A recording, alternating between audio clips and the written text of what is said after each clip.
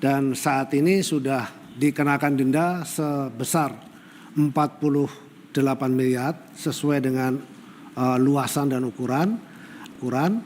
Lalu kemudian juga ada pernyataan.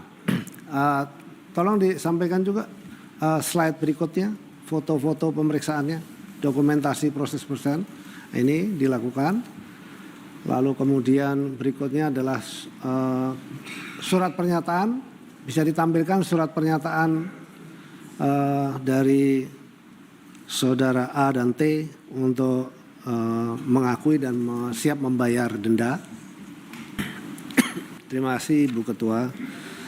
Bismillahirrahmanirrahim. Assalamualaikum warahmatullahi wabarakatuh. Selamat pagi dan salam sejahtera bagi kita semua. Om Swastiastu, Namo Buddhaya, salam kebajikan. Yang kami hormati Ibu Ketua, para Wakil Ketua dan Bapak Ibu anggota Komisi 4 DPR RI yang terhormat, puji syukur kehadirat Allah Subhanahu wa Ta'ala yang telah mencurahkan rahmat dan karunia-Nya sehingga pada pagi ini kita diberikan kesempatan dan kesehatan untuk melaksanakan rapat kerja antara Kementerian Kelautan dan Perikanan dengan Komisi 4 DPR RI dengan agenda pembahasan isu-isu strategis bidang kelautan dan perikanan.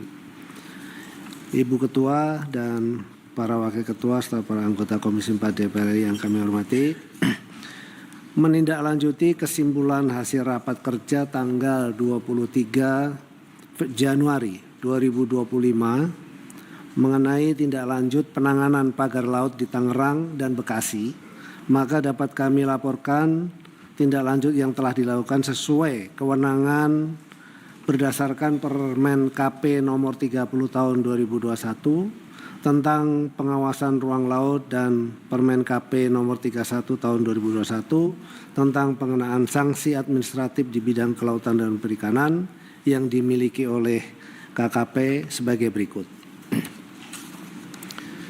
KKP telah menindaklanjuti pelanggaran pagar laut di Tangerang dengan melakukan penghentian kegiatan penyegelan dan melakukan pemanggilan saksi-saksi untuk diminta keterangan dan klarifikasi.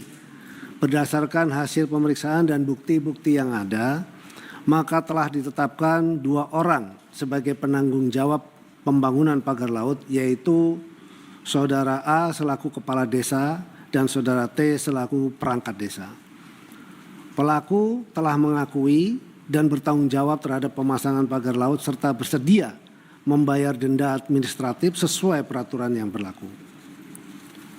Yang kedua, berkaitan dengan penyelesaian penanganan pagar laut di Bekasi, juga telah dilakukan penghentian kegiatan dan pemeriksaan kepada PT TRPN selaku pemilik pagar dan reklamasi. Selanjutnya PT TRPN telah melakukan pembongkaran mandiri pagar laut dan menyatakan bertanggung jawab dan bersedia membayar denda administratif sesuai peraturan yang berlaku.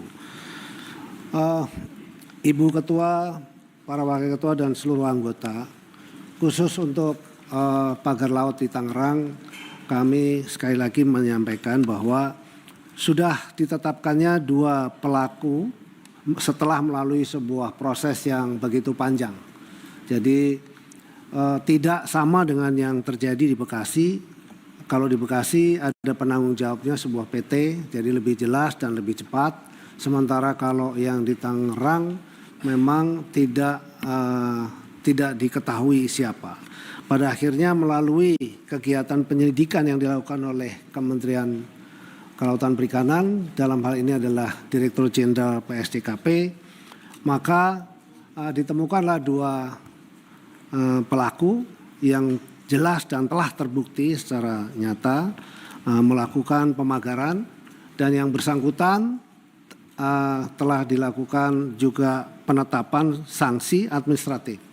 Selebihnya di dalam proses penyidikan tersebut dan pemeriksaan, kami juga bekerja sama dengan Bareskrim Polri, dan anggota dari Bareskrim Polri juga ikut terlibat di dalam proses pemeriksaan tersebut. Lalu dari sisi Bareskrim adalah menyidik juga hal yang berkaitan dengan tindak pidananya, dan sementara dari sisi KKP adalah dari sisi sesuai dengan kewenangan KKP, yaitu pengenaan denda administratif. Itu yang dapat kami sampaikan, dan saat ini sudah dikenakan denda sebesar 48 miliar sesuai dengan luasan dan ukuran. Lalu kemudian juga ada pernyataan, tolong disampaikan juga slide berikutnya, foto-foto pemeriksaannya, dokumentasi proses pemeriksaan ini dilakukan.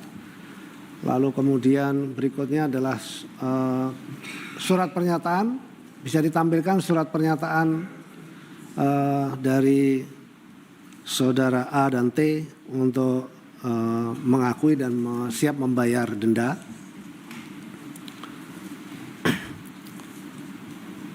Kalau yang di Bekasi sudah lebih mudah karena memang dilakukan ada atas nama perusahaannya.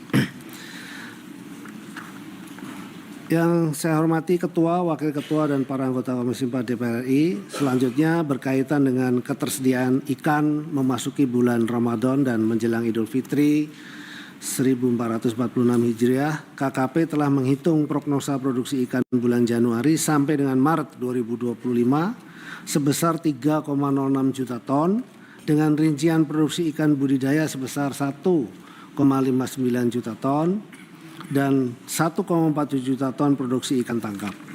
Selain itu, KKP telah mengidentifikasi lokasi-lokasi yang rawan terhadap kekurangan ketersediaan ikan dan preferensi konsumsi jenis ikan di masing-masing lokasi, meliputi Kota Jakarta, Surabaya, Medan, Palembang, Bandar Lampung, Makassar, Ambon, dan Banjarmasin.